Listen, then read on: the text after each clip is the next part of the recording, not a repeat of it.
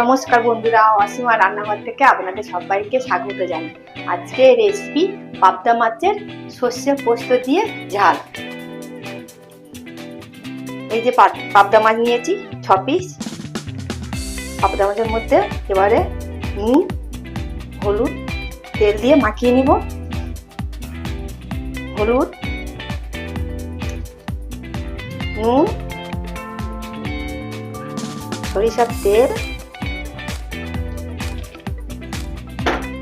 এবারে মাছটা ভালো করে এইভাবে মেখে নেব।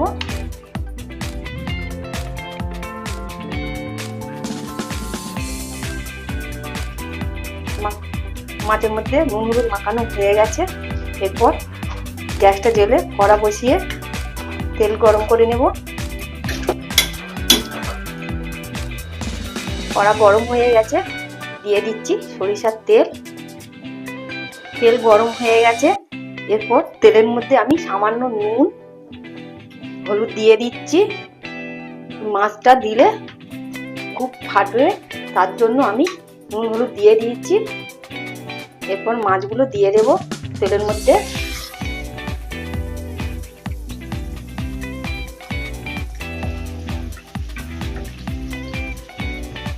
এইদিকে মাছ ভাজা ততক্ষণ হতে থাক, আমি এইদিকে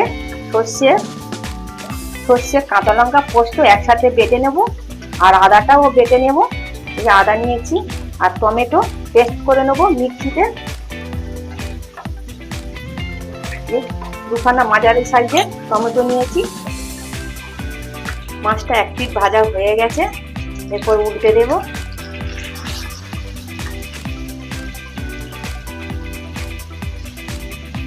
আর মাছগুলো খুব নরম মাছ, সাবধানে উল্টাতে হবে। মাছগুলো ভাজা হয়ে গেল, এবার তুলে নেব।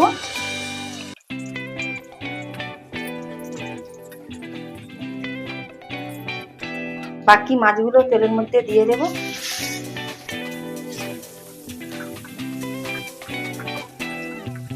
বাকি মাছ ভাজা হয়ে গেছে, তুলে নিচ্ছি।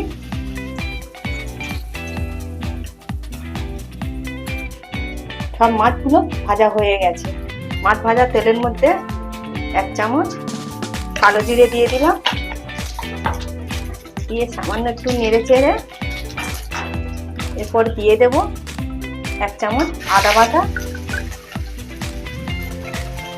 আদা বাটাটা একটু ভালো করে ভেজে নেব, গন্ধ চলে যাওয়া পর্যন্ত। আচ্ছা, এই যে টমেটোর পেস্টটা দিয়ে দেব।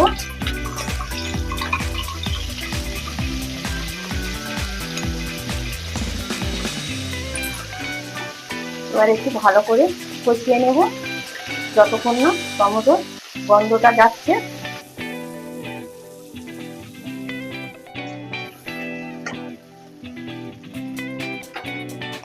এরপর দিয়ে দেব 1 চামচ হলুদ গুঁড়ো ঝালের জন্য, 1 চামচ লাল লঙ্কার গুঁড়ো। আপনারা যে যেমন ঝাল খাবেন তেমনটা দিয়ে দেবেন। দিয়ে ভালো করে কষিয়ে নেব।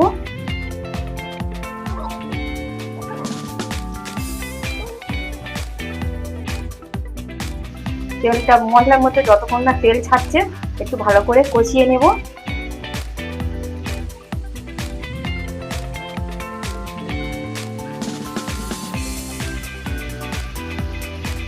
এগুলো ভালো করে কষানো হয়ে গেছে, আর তেলও ছেড়ে দিয়েছে। দেখুন, তেল ছেড়ে দিয়েছে। এরপর জল দিয়ে দেব।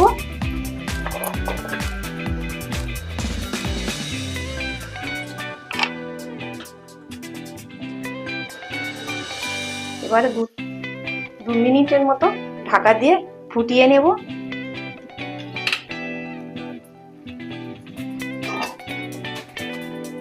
2 মিনিট পর চলে এলাম, ঢাকনাটা খুলে নিয়েছি।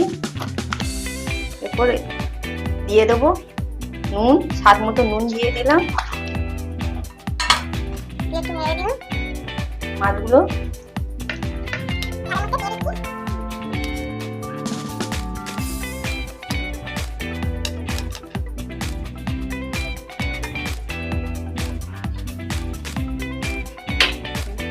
সর্ষে, পোস্ত আর কাঁচা লঙ্কা বাটা দিয়ে দিচ্ছি। দিয়ে আবারও 2 মিনিটের মতো ফুটিয়ে নেব। গ্যাসের ফ্লেমটা হাই রেখে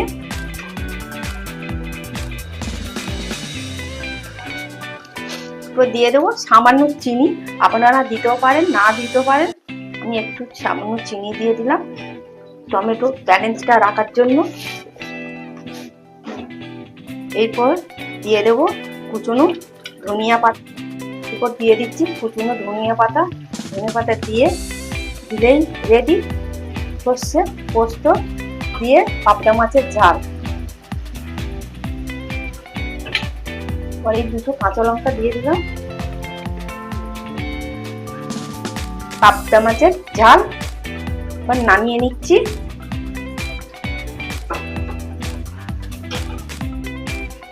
রেডি পাবদা মাছের ঝাল। এরপর নামিয়ে নিচ্ছি।